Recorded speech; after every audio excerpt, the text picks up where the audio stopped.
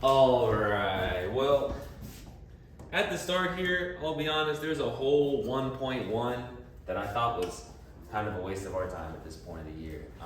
They go over some things like decimal points and how to round. They go over things like significant figures. They go over things like scientific notation, which I was like, maybe I can do scientific notation for like 15 minutes. And I was like, waste of time. I'm moving on. Scientific notation. You see it in science classes and things like that. So boom, it's on you. We're kind of jumping past that. I do think that this is relatively useful, especially because most of us will take many harder math classes as we go along. Of course, you'll take, senior IB, you'll take calculus there. But when you go past that, or even if you take AP tests in college, we'll talk about sets of numbers. And in the sets of numbers, they have these kind of fancy names. For example, these are the whole numbers because they have the 0 included. They're also kind of like natural numbers. Sometimes people say that they're just the natural numbers because they just don't really like the whole numbers. Natural numbers and whole numbers are exactly the same, except for whole numbers includes 0, right? The idea of natural numbers is that natural numbers are things that you would see out in nature, like 1 bird or 5 pine cones or something like that. And you don't really see 0 things, even though you do, but it's kind of abstract. So that's what whole is, blah, blah, blah. In math, when we have these sets, we like to give them names with capital letters. We'll go with N. Again, maybe it's a little cringe because this one has 0 and maybe the natural numbers doesn't really have 0. Sometimes we just say it does because we don't have whole numbers. But because we have other things that use capital letters like angles and stuff, we tend to take these letters and give them like a little boldness to them or like a second reinforcement. And so down here, we're gonna see the real number set. And I'm sure you guys have seen the all real numbers are, which is basically the R with that extra back. And so we're gonna be doing the same thing with this kind of stuff, right? So we kind of put like the N, it's like reinforced with like a little bit of an extra line in there. It's really not that important, but if you ever see a fancy looking N or a double thick N or something, I don't know, whatever you wanna say, but that's probably not just a regular N. They're probably talking about the natural numbers. Now the natural numbers, it's really not all that common for something to be talking about the natural numbers. Much more common would be integer numbers. Now integer numbers, we're gonna use Z, a reinforced Z. Integer numbers are all of the numbers that are positive and negative and 0, but they have to be whole numbers. Right? You can't use fractions. Obviously, these are all divided by 1, but you can't use decimals. 0.5 is not an integer. And integers are very common because integers are not fractions. And when we go down to the next one, this would be the rational numbers. The rational numbers are numbers that can be expressed as a fraction. And so we end up referencing back to the integer numbers here. So you can see how this fancy Z for all of the numbers, positive and negative, including 0, that are whole numbers. And then in the rational set, it is 2 numbers, A and B, that make a fraction. So that's gonna include 0.5. But A and B have to be integers. So basically, you can make your fraction of 7/3, and that's a decimal, and that's even a repeating decimal, but that's fine, it would still be rational because the number on top is an integer and the number on bottom is an integer. The letter we use for this is a reinforced Q, which is such an awful one to reinforce. So a lot of times it's kind of like that, which is like again, it's kind of like a Q with that extra, I don't know. I don't know why they would choose such a round letter to choose one is reinforced with the bar, but whatever, who really cares? And at the end here, we have the real numbers. And real numbers, of course, is all the numbers except for the imaginary numbers. And that means that the real numbers are z, which are the integer numbers, and this is supposed to be q, right? It's supposed to be the rational plus the irrational numbers. Now, that's my first time trying these. I knew it had typo. Not a big deal, we got it out of the way early. This little I thing here, again, we don't really like that because one, it looks like a Roman numeral. Two, it's the set of irrational numbers, which is just very strange. Okay, irrational numbers, you can kind of think of them as just like the black sheep numbers. They're just like those numbers that are difficult to like wrap your head around, the numbers that are kind of strange and off in their own corner. And it's very weird to have like a set of all of those weird numbers. So you really won't ever see this set of irrational numbers ever mentioned, but I guess it does exist. And just to finish up the page, just to speed up a little bit because I'm going too slow. What's up? Oh, go for it, no problem. Rational numbers would be any number that we've mentioned so far, right? So 2 and 3 and 0 and -5 and 10.2 and 7/4 and 4/7, -4/7, right? All of these numbers are rational, things that you could make into a fraction with an integer over an integer. However, you have those irrational numbers over there, which are just such little strange numbers. We don't have a ton of experience with them. Some of them have really fancy names and numbers. For example, we have things like pi. There's another fancy letter on the calculator that's really a number. E, right? And E is irrational. And if you want to come up with another irrational number, you pretty much have like 3 ways to do it. One way is to use pi and just make a new number that had like pi squared is going to be irrational, or pi plus 1, or pi divided by 5. Those are all irrational because they're built with irrational blocks. Or you could use E, right? E plus 1 is still going to be irrational. And the third way you can do it easily is with square roots. Now, they're not allowed to be a perfect square, so you can't put the square root of 4, of course, but things like the square root of 5, the square root of 6, the square root of 7, the square root of 8, all of those things that are messy square roots that don't work perfectly are irrational. Now, all that being said, rational numbers and irrational, all of them together make real numbers. Which one of these sets is bigger, the rationals or the irrationals? What do you think? It's the irrational numbers.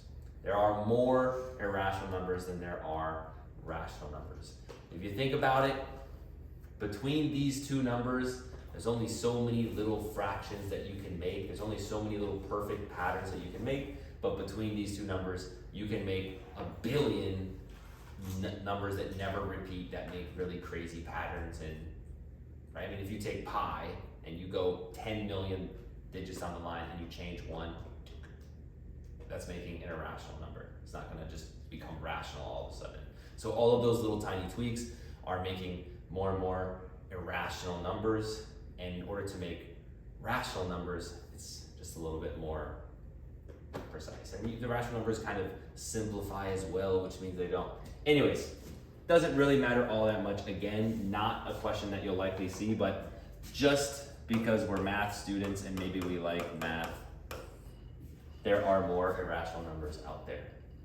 If you're super interested in it, I can share you like a YouTube proof where somebody proves to you that there's more rational numbers. But I'm sure that as much as you love math, only interests you so much. Now what we're really gonna learn today is sequences.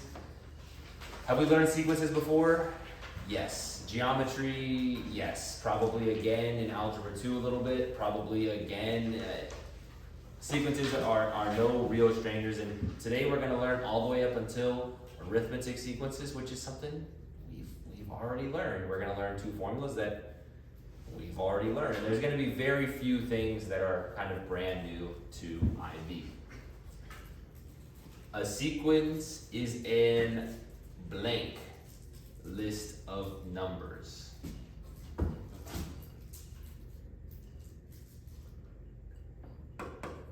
Forgot my key. Sequence is an infinite list of numbers. Each number is referred to as a term. We just made these up this morning, so you gotta roll with me. I'm still figuring it out. So we would say that 2, this is the first term.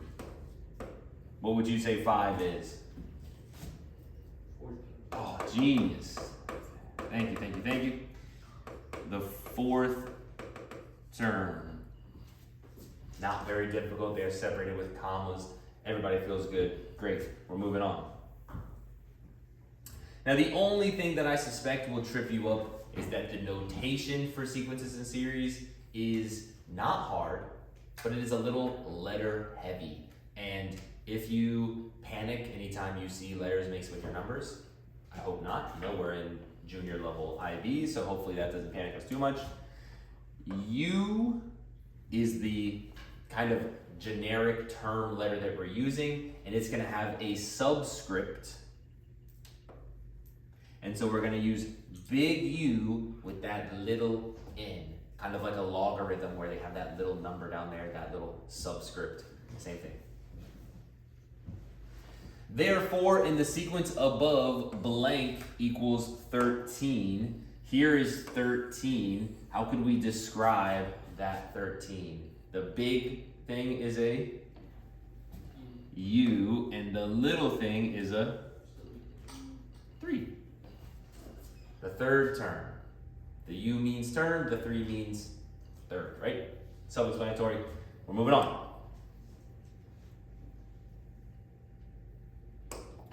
A blank is a sequence where you add the first in terms. Anybody know that?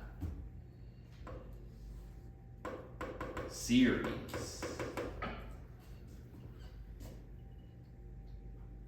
So instead of just having a bunch of numbers in a row, we're gonna add them up. A sequence is a pattern, and a series is adding up the pattern.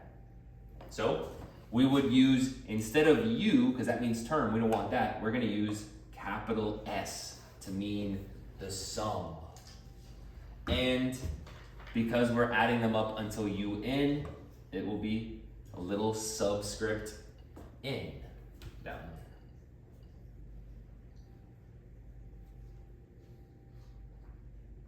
These are called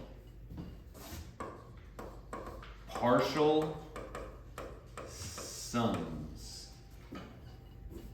because they only sum a portion of the sequence. It's a partial sum of the sequence. We haven't added up an infinite number of them, but we've just added up some of them. But it is possible to calculate an infinite series, aka a big S with a subscript infinity.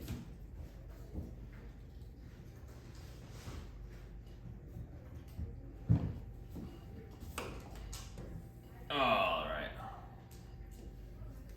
So let's do this little question at the bottom. Consider 1, 3, 5, 7, 9, blank, blank, blank, blank, blank, blank, blank, which is the positive odd numbers. What is term 1? What goes in the second spot? Here. What are we saying? I guess it's hard to tell if that's a 5 or a 6, which is why you don't normally handwrite your notes. Let's say it's a 5. 9. What is this U9? What is this term 9?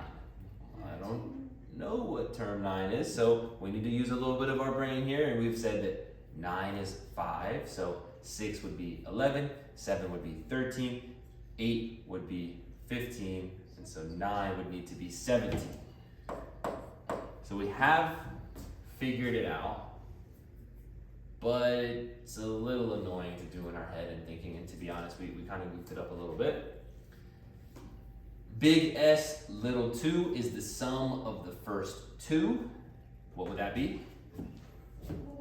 All right, 1 plus 3 equals 4. What is big S, little 5, the sum of the first 5? 25. What is the sum of the first 9? Oh, Mr. Collier, why are you making me do this, man? Right? This kind of sucks a little bit. Well, first of all, we could crunch the numbers. We could definitely do it with a calculator. We could add them up. There might also be another pattern when it comes to summing up the positive odd numbers. What was the sum of the first 2? What was the sum of the first 5? So what's the sum of the first 9? 81. And is that right? Anybody want to check in the calculator? 1 plus 3 plus 5 plus 7 plus 9. Blah, blah. If you can do it, it is going to be 81. And lastly, what is the sum of the infinite series? What if we summed not a partial sum, but the full infinite series? If we added up every single positive odd number, what would we get? Surely we would get infinity, right? Surely we would get infinity. If you add up every single positive odd number, your number is going to keep getting bigger forever, infinity. Now, does that mean that the sum of every single series is going to be infinity? You guys have done questions before, so the answer is no. Correct. All right, we're moving on. You guys would not believe how big Devin is grinning right now. All right? Look at him. Smiling in the back. Here, look at Jack. Look at him. Teacher's gonna say it. Sigma notation. Look at him chuckling in the back. All right. Get it together. Get it together. Shorthand repeated sum notation.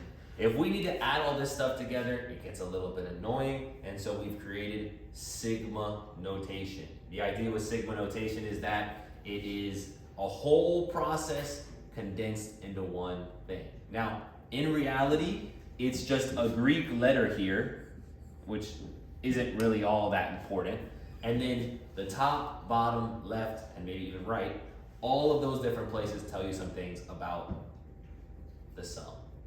And so, on the bottom here, this is the, oh, this is gonna be a tight fit. This is the beginning term. It's the start, right? I mean, you could probably just put start in there and you'd be all right as well, right? And this up top here, this is the final term. So it's the start and it's the end. That means that the bottom number is always going to be smaller than the top number, right? It doesn't make any sense if you're going from term number 10 to term number 2. You can't do that. So the bottom number will always be smaller. Now, this number here, it doesn't have to be 1.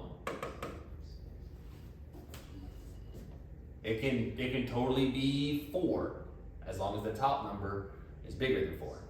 So you could add them up from 4 to 5. That would mean you're going to use term 4 and term 5. And the way that you do this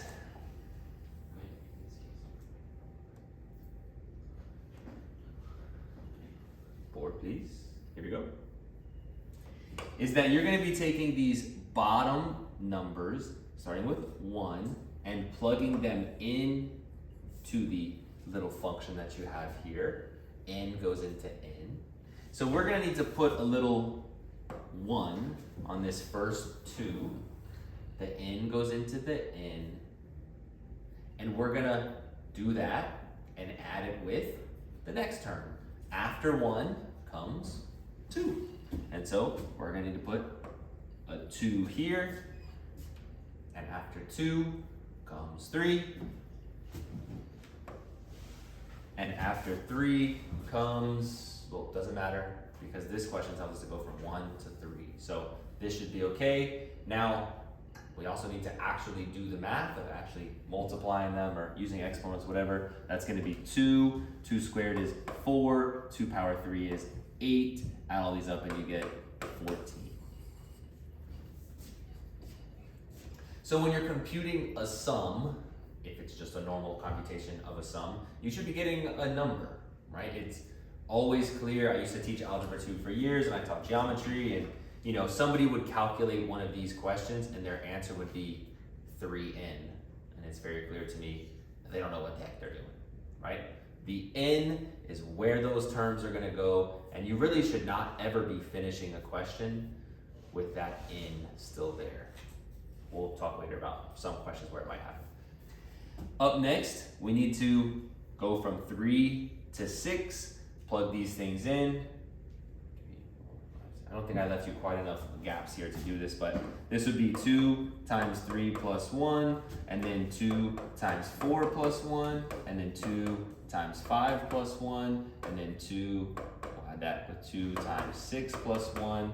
I did leave you one too few gaps, but that's okay.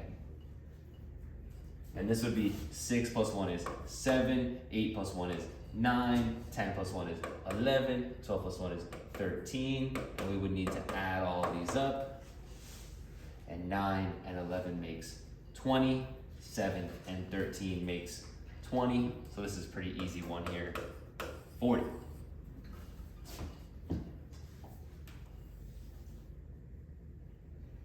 Everybody, I mean, really one of the biggest things I'd like you to understand today is how we're plugging in these numbers in sigma notation. Everybody know how that works?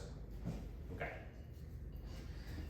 Let's do this question here. It's gonna be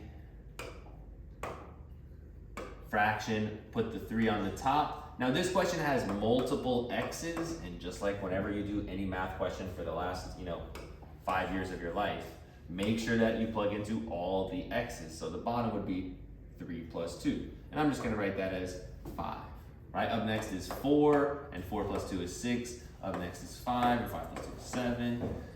Then I've got this dot, dot, dot thing there. That dot, dot, dot thing is a way to just say some time has passed and I don't wanna write all of these things down. And then we're gonna finish up here with the last term of 20 over 22.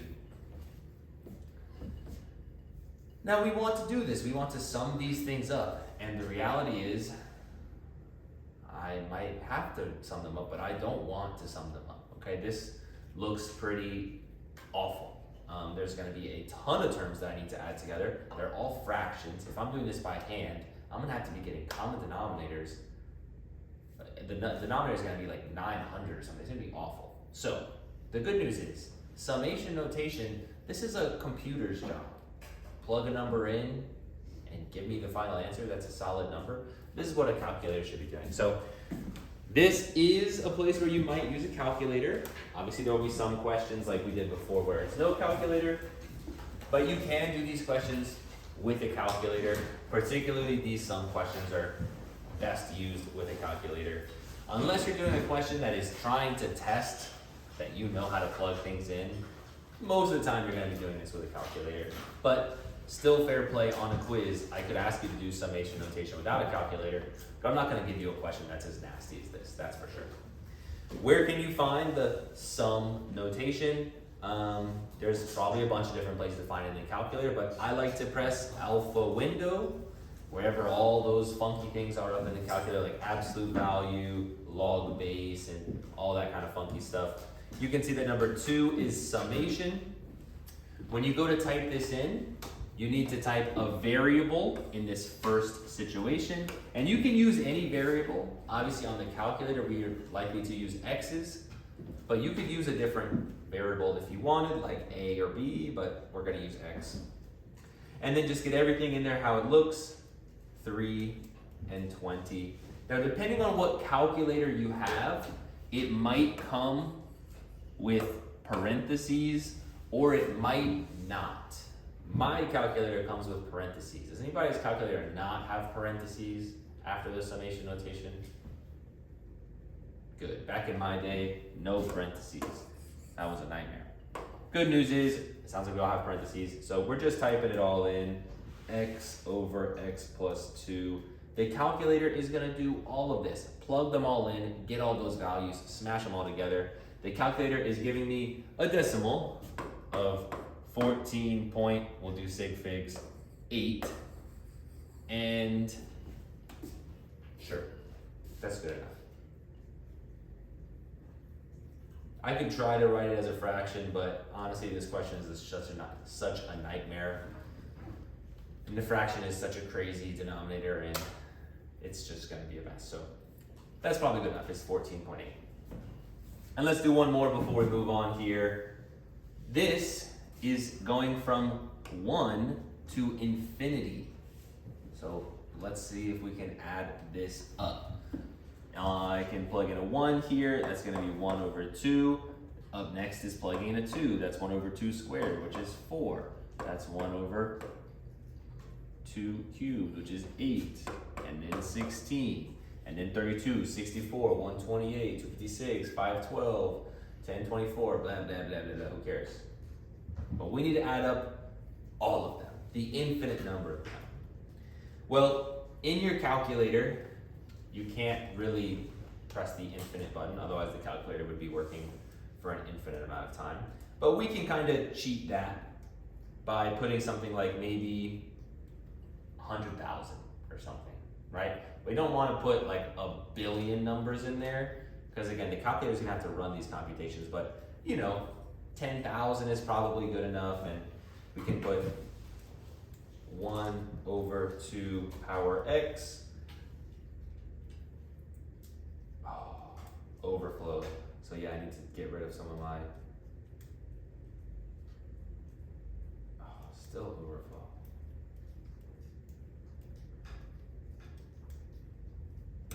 So I went all the way down to 99 before the calculator said, all right, I'll do it for you. And when I went all the way down to 99 as the top number, replacing infinity, it gave me the answer of, everybody got it? It is not 12. The answer is 1. If you add up all of this stuff, you get 1. And that's not super, super crazy to understand. If we think about this as a circle, and we start off with a half, and then we add a quarter, and then we add an eighth, and then we add a 16th, it's pretty clear what's happening here. We're getting closer and closer to filling up this whole circle, but we're never going to pass that whole circle. Anyways, moving on. Here is another place where I think you might get a little confused or stuck going forward. Maybe so far everything is super, super, super easy, but I still think this is pretty straightforward. The general formulas. The general formulas describes our term, u sub n, in terms of n. You want to think about this like it is a term finder. That means if you want a term, it can tell you the term. If I want term 200, it can just tell me term 200, okay? It is describing any term I want in terms of n.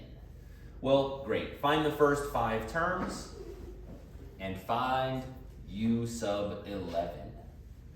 Who's got the first 5 terms? I'm worried we're getting a little sleepy. Other notes are easy. Who's got them? Term number 1. 2. You plug in a 1 and you get 2. Term number 2, not Grady. You plug in a 2 and you get... Help! Jack, help!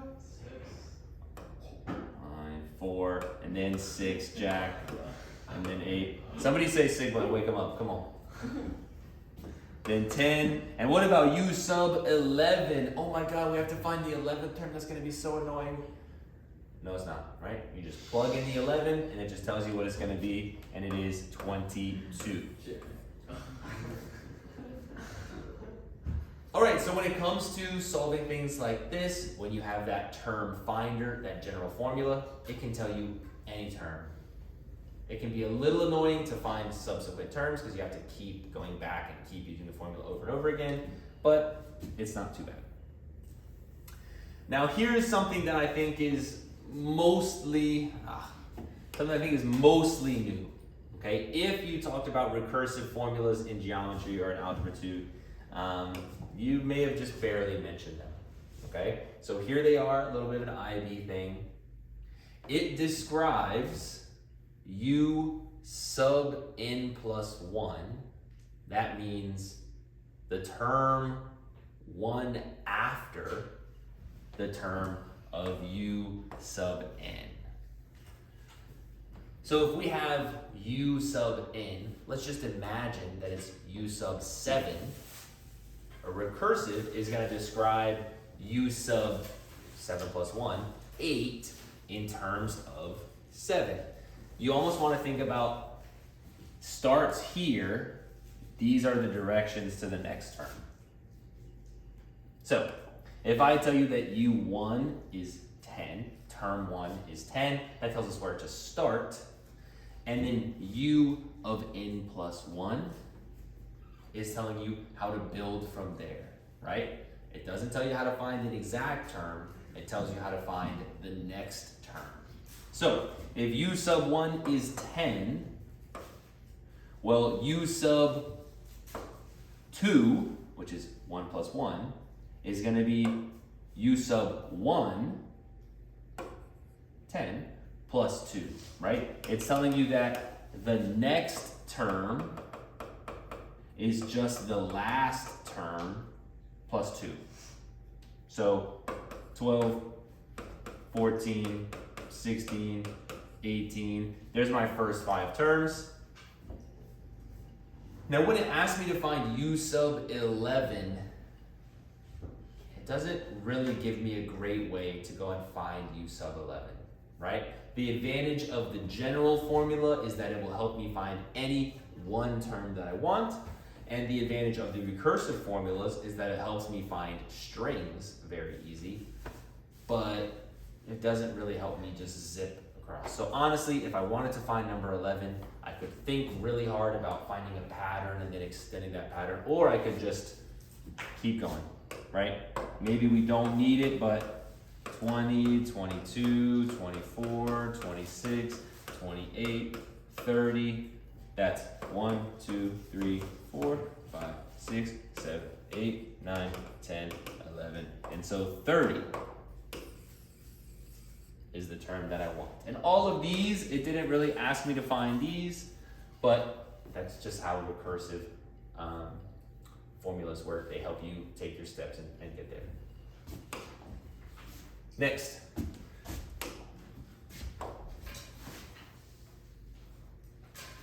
Arithmetic sequences. A sequence is considered arithmetic if any blank terms are the same blank apart. If any consecutive terms are the same distance apart. That means every single set of consecutive terms have to be the same distance apart. Another way to say that is that the difference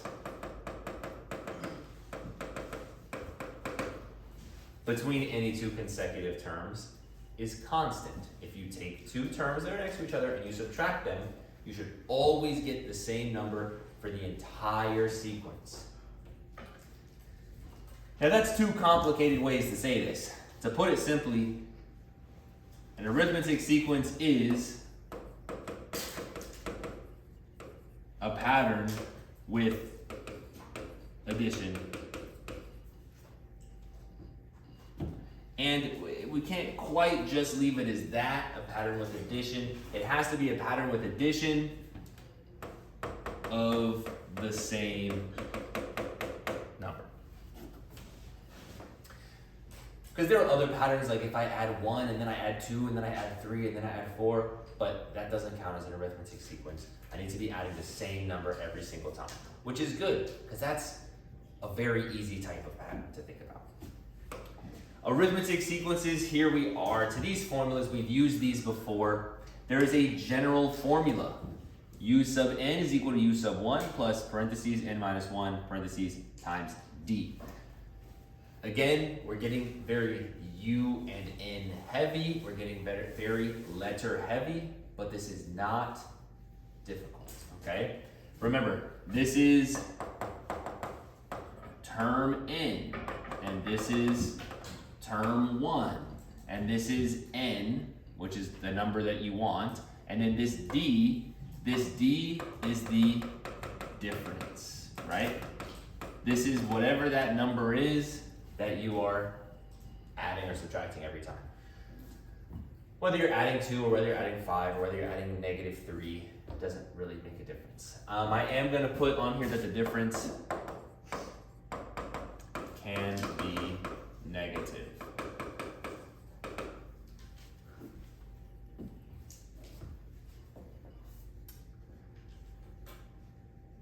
I'm so hot. AC's coming back on. It's like 80 degrees literally. Okay, find the first 4 terms and find the 100th term. Yikes. Well, the first 4, I don't really need any complicated formula for that, right? It's 3, and my distance or difference of 5 means I need to add 5. Up next is 8. Up next is 13. Up next is 18. I'm just adding 5. Very, very easy. After that, if I want to jump all the way to 100, yikes. I don't want to do my recursive formula where I just add 5. That's going to be awful.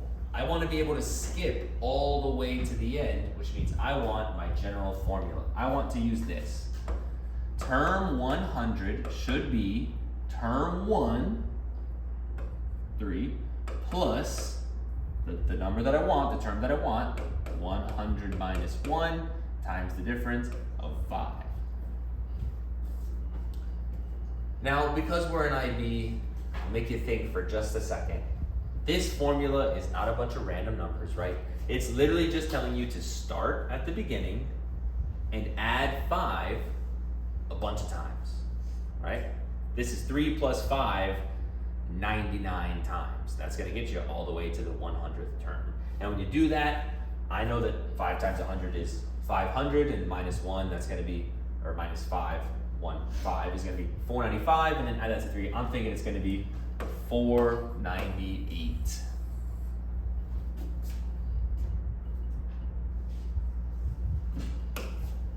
All right.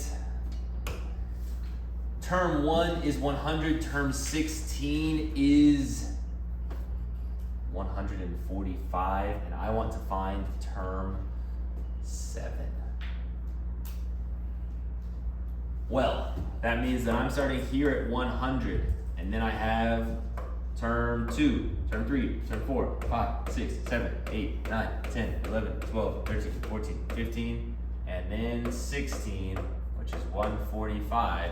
And I'm looking for term 2, 3, 4, 5, 6, 7. I'm looking for this term. It'll be between 100 and 145, and it'll be kind of right in there. How can we show that we know how to do this? We're going to use the formulas that we've talked about before, and so let's use our term formula. U of n is equal to u sub 1 plus n minus 1 times d. And your first thought might be to make this a 7, because that is really what we want, is we want term 7. So if I put my 7s there into the ends, but that's not really gonna take us where we want to go, because I do know that term 1 is 100, but I've never quite figured out what my difference is yet, right? That's left me with a variable I don't know, and I also don't know what the 7th term is. So it's left me with 2 variables, and it's just, I'm stuck. It's not gonna work. So I need to go back a little bit. Instead of choosing 7, why do you think they gave us 16 here, right? They gave us 16, some random number, so we could use that. And so we're actually gonna start by plugging in that 16. So over here, term 16, that's gonna be, when I actually plug it in, 145. Term 1 is 100. The number that I'm working with is 16. And I know I'm not gonna find term 7 yet.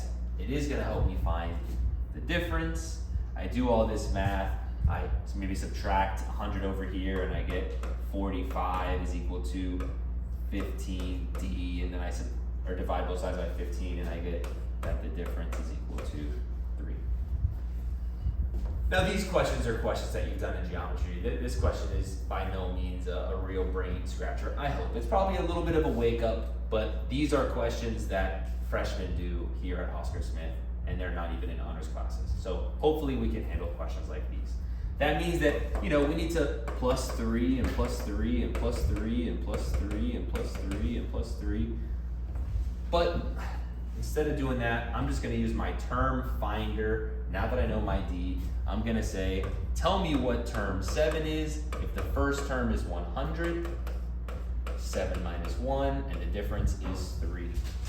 That's 7 minus 1 is 6, times 3 is 18, 100 plus, that should be 118 as my 7th term.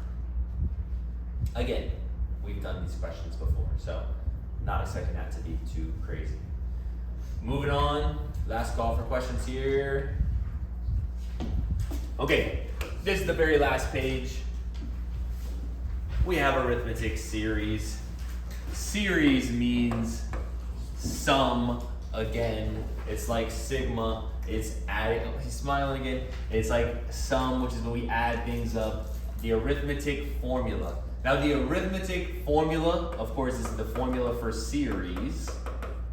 There are actually gonna be 2. In your formula booklet for IB, you will find both of these. And the top one looks really simple and really nice. And the bottom one doesn't really look it looks much more complicated. It has extra things, it has a whole extra set of parentheses. And so for the most part, we definitely like the first one. The problem is that the first one needs U1 and UN. And that's not information that you have very often. The second one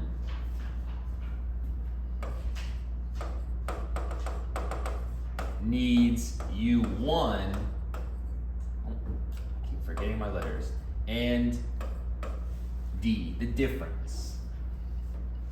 Now, you guys have learned this before and you guys are smart kids. This second formula is literally just the sequence general formula jammed into the other one, right? If I look on the front, we have a formula for UN. And the formula for UN is U1 plus N minus 1 D. Here's the N minus 1 D part. And when I have a U1 and another U1, that makes 2 U1s. So it's the same formula, okay?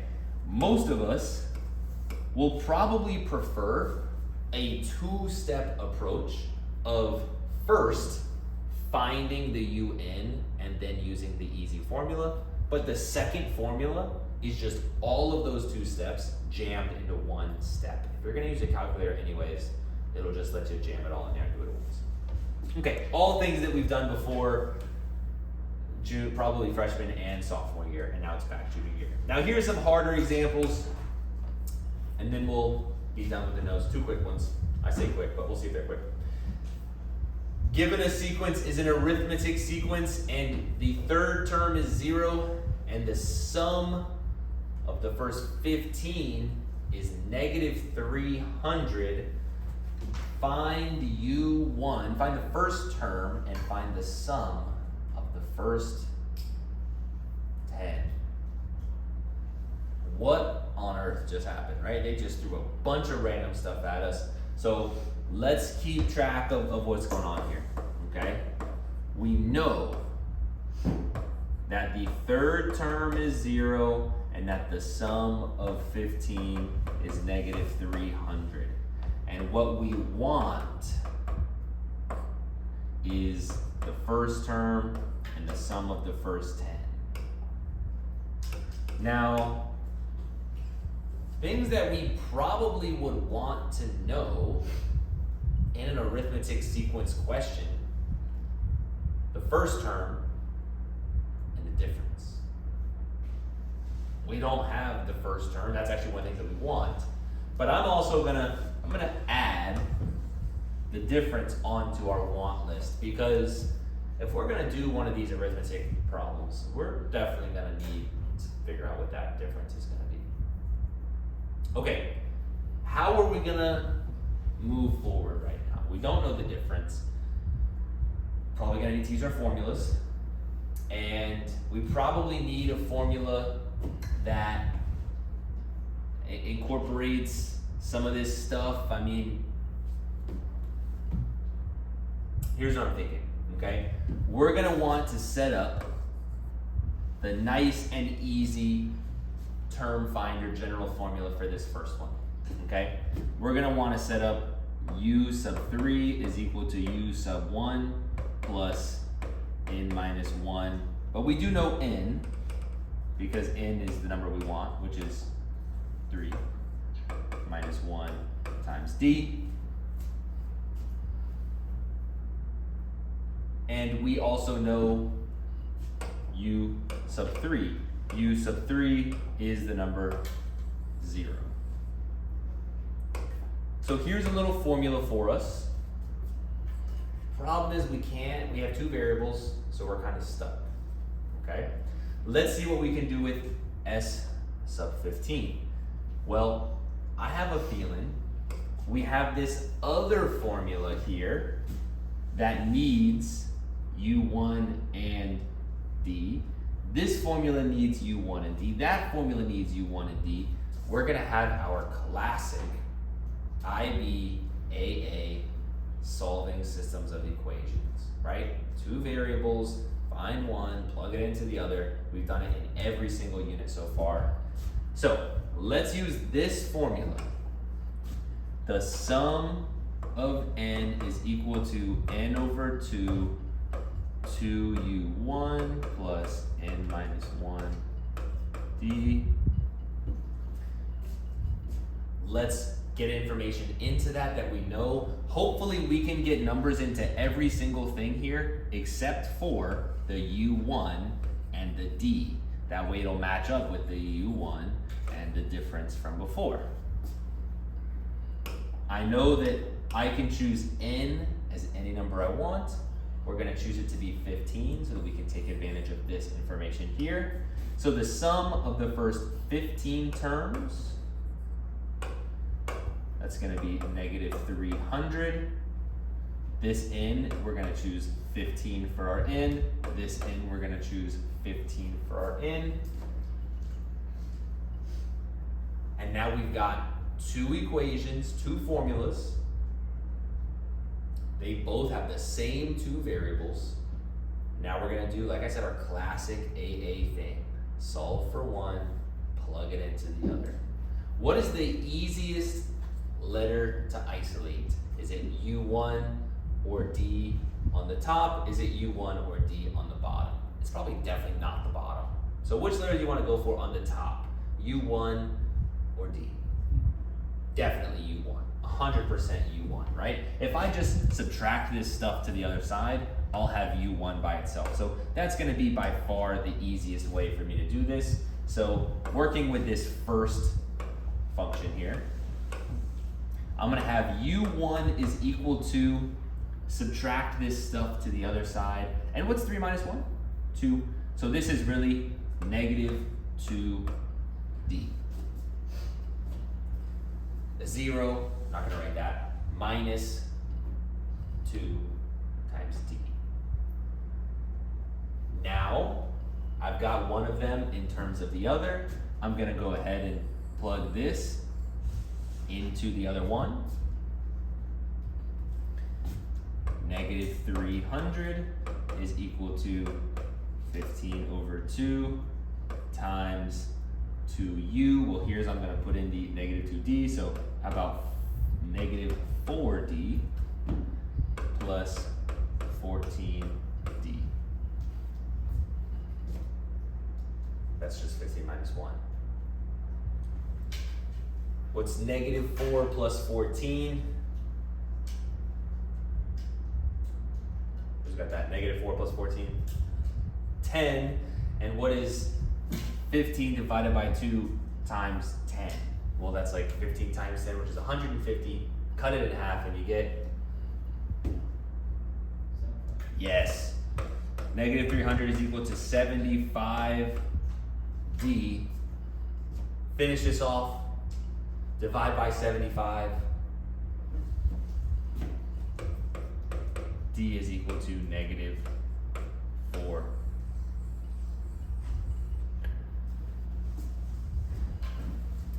All right, we've done it. We've made some great progress. But so far, the only thing that we found is the thing that I said we wanted. We didn't find anything that the question actually asked us to find. So, let's go find what they actually wanted. U1, which is negative 2 times D, which is negative 2 times negative 4, which is going to be 8.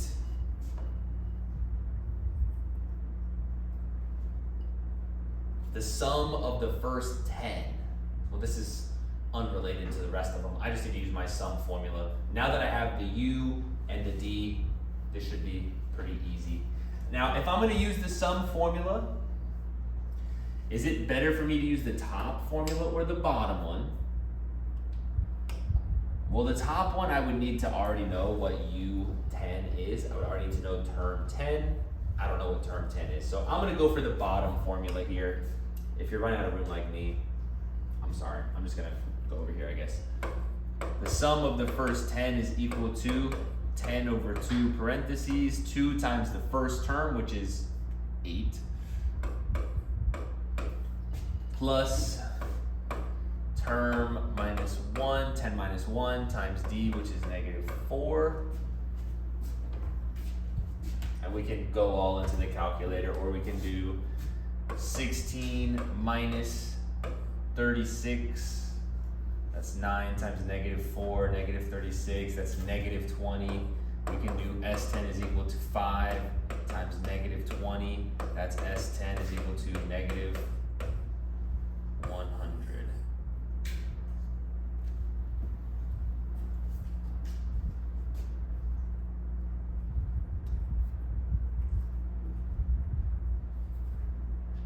Is that right? Something's not right there. Is this right? What did I do wrong?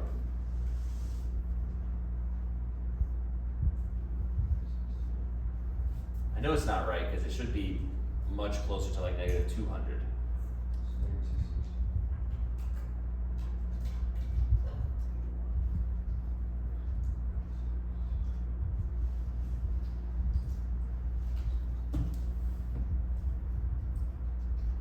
Times the first term, which is 8, that's 16.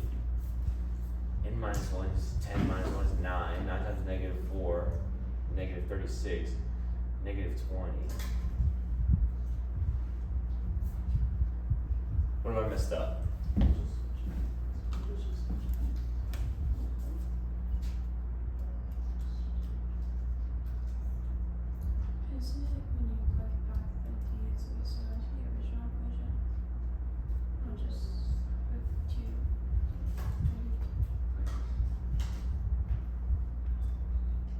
What do you mean to the original equation? Like the zero.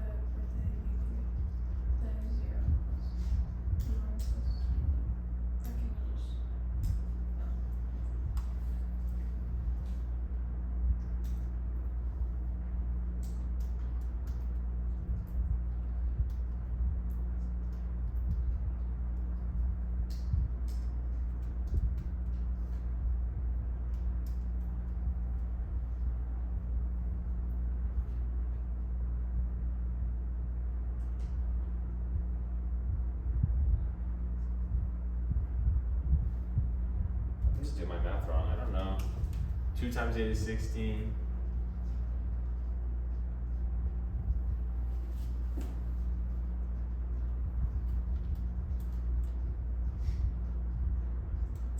Minus 1 times negative 4, negative 36.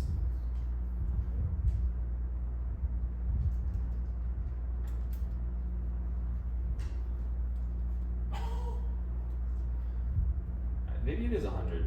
You got 260? Why is it wrong? I'm negative. I think it is. I think it is. I think I'm right. Negative 100. Because then we're going to keep adding up and they're going to keep getting bigger. Okay. I think I got it right.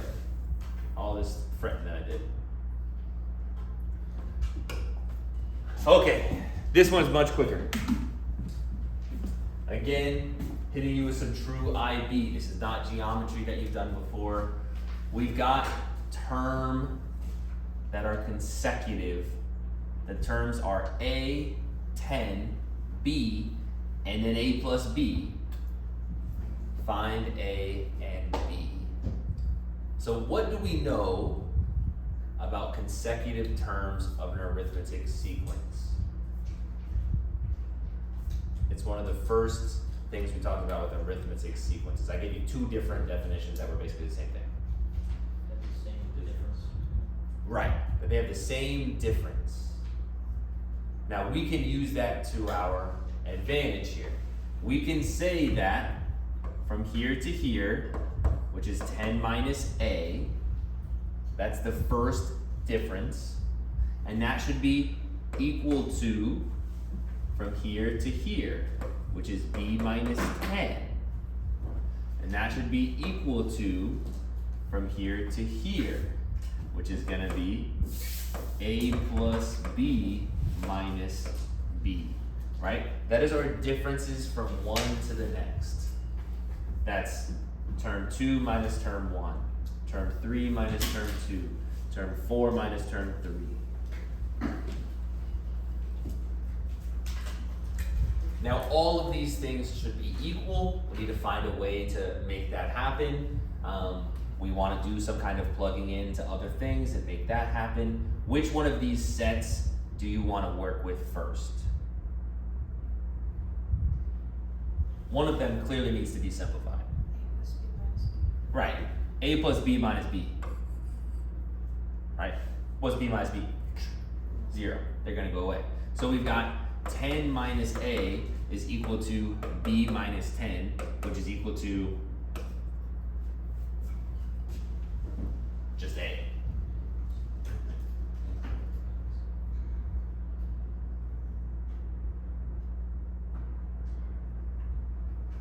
Okay. So, what are we thinking now?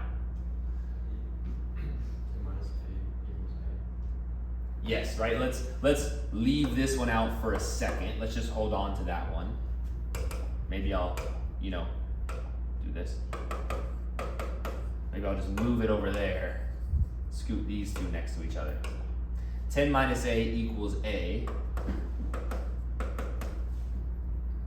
Solve this really quick equation of adding A to either side. 10 is equal to 2A. Divide both sides by 2. And 5 is equal to A. That's excellent. And now the question is very easy to finish. We know that 10 minus A, we know that it's 5 now. So we know that 10 minus 5. So all of these things should be equal to 5. This one should be 5, and that one should be 5, and this one should be 5. They should all be 5. So B minus 10 should be equal to 5. Add 10 to the other side, and you're going to get B is equal to 15.